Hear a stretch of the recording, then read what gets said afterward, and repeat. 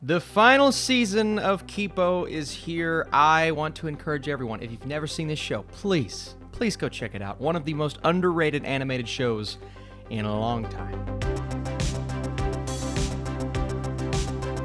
What is up, Netflix fans? Welcome back to my channel. Season 3 of Kipo and the Age of Wonderbeasts is here. We are going to talk about this final season, whether or not it lives up to the hype, it lives up to seasons 1 and 2, and I need your comments down below. If you guys like these Kipo reviews and you would like to see more Netflix animated content, be sure to leave this vid a thumbs up and let me know down below. Okay. So in episode 1, the hunt is on for the new villainous character, Dr. Amelia, and friends start to vanish. It'll take teamwork to make Kipo's dream of a human-mute ultimate friendship alliance work. So in the first 2 seasons, we find Kipo fighting against Scarlemagne, and then she discovers that she was an experiment. Her parents mixed up her DNA, and so when she was born, she was part mute, and then she discovered, and we got the epic moment, the epic reveal, that she was turning into a Mega Jaguar, and then controlling her Mega Jaguar form, and we got to see so many epic moments in Season 2, moving us into Season 3, because this season we have a new villain, and that is Dr. Amelia, who is just determined to wipe out mutes forever. Now, it's always been this ongoing struggle. We know both, in a sense, are in the right, but there's always bad apples on both sides. And we see those confrontations because we know that the mutes, they are just as good of individuals. They have just as much potential to become friends as they have for so long been enemies of the humans. And Kipo's goal here is to unite everyone. And in 2020, the age of the pandemic, when everyone is so divided, whether it's over politics or just stressed out because of the pandemic, this is the perfect show to watch and see one person, one group of all of our characters, which we'll talk about, try their best. And do they succeed? Do they not? Those questions are answered by the end of this season. Try their best to bring everyone together. And I think that's one of the beautiful things about Kipo and the Age of Wonderbeasts. Season 3 really brings it home in such a beautiful way. I said in the title of this video, this is the perfect finale. Is it the perfect season of television? No, I do think in terms of its jokes, and it's always had this childlike sense of wonder, and it's always got a bit corny and cheesy at times. I think there's more cheese in Season 3 than there has ever been. A few wacky characters, but whenever we start to get too much of that, and that's one of the beautiful things about this show, it always knows when to start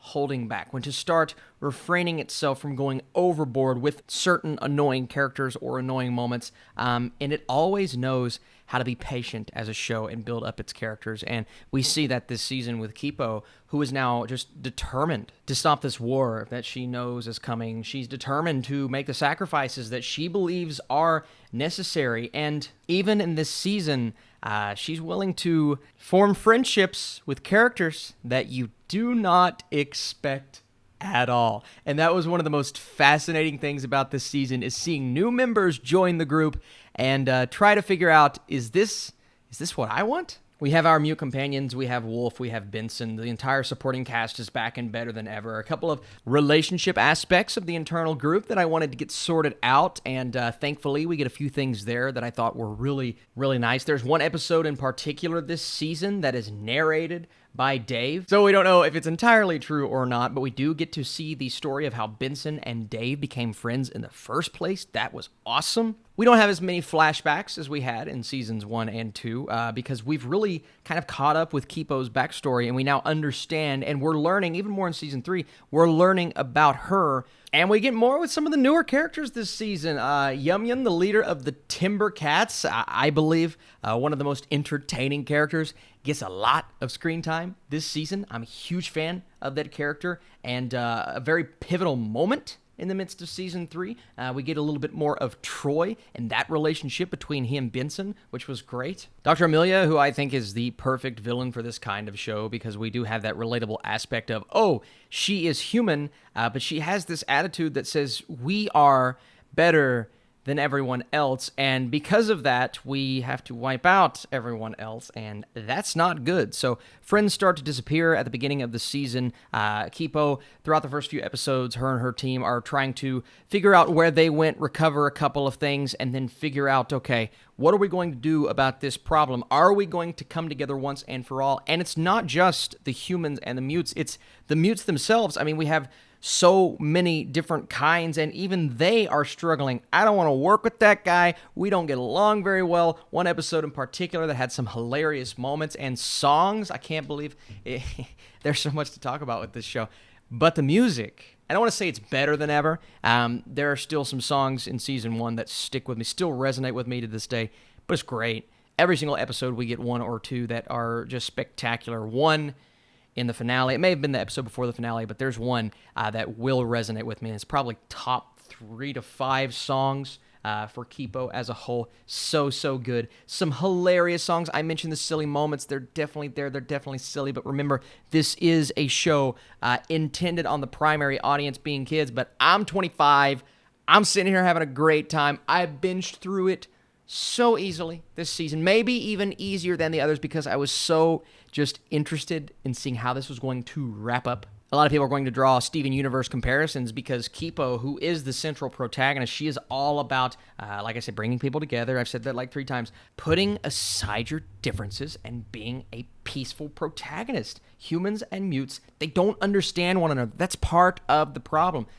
And that's so relevant because today, in real life, part of the problem is, whether it's politically or just not accepting others, we don't take time to talk things out. We don't understand each other. And because of that, we have so many people fighting. I don't even get on social media anymore because that's all it is. But this show really portrays that in a beautiful, color-corrected, visually fantastic way in terms of the animation.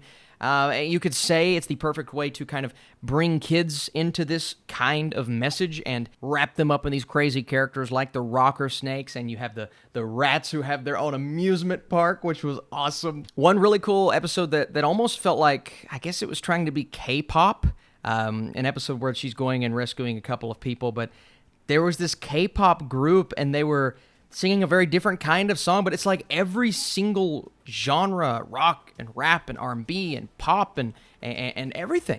This show has everything. It was crazy all throughout the first 3 seasons how they were able to incorporate so many different things that so many people love. And if you don't like one storyline, well, there are 3 or 4 others, but it never feels too convoluted. And I think that's one thing that season 3 did very, very well with, is a lot of extra storylines, but the focus is always there. It's always like, we have to get to the end of this, and who better to have as a villain other than Dr. Amelia, and who better to showcase the timeliness of this show than Karen Fukuhara as Kipo, D. Bradley Baker, Dan Stevens, Sterling K. Brown, Coy Stewart. I mean, Dion Cole is Dave. Dave is one of my favorite guys. Everybody's so good. Guys, Kipo and the Age of Wonderbeasts is awesome. And I'm going to stay on pace with what I said about Season 2. It's hard to decipher which one I like more, but the way that this wraps everything up in the final episode, some beautiful moments with their characters, I don't think any major fan is going to be disappointed. So, yeah, we're staying on track with a 90% as my score. I feel like I've given every season such a high score, but for what this show is intended to do, I think it absolutely does it. And again, guys, please tell your friends about this show. Only 3 seasons. It has officially wrapped up. A beautiful finale for beautiful characters. DreamWorks, you absolutely crushed it. I'm just afraid not enough people are going to see it. So thanks again, guys. Appreciate it. I'll see you later.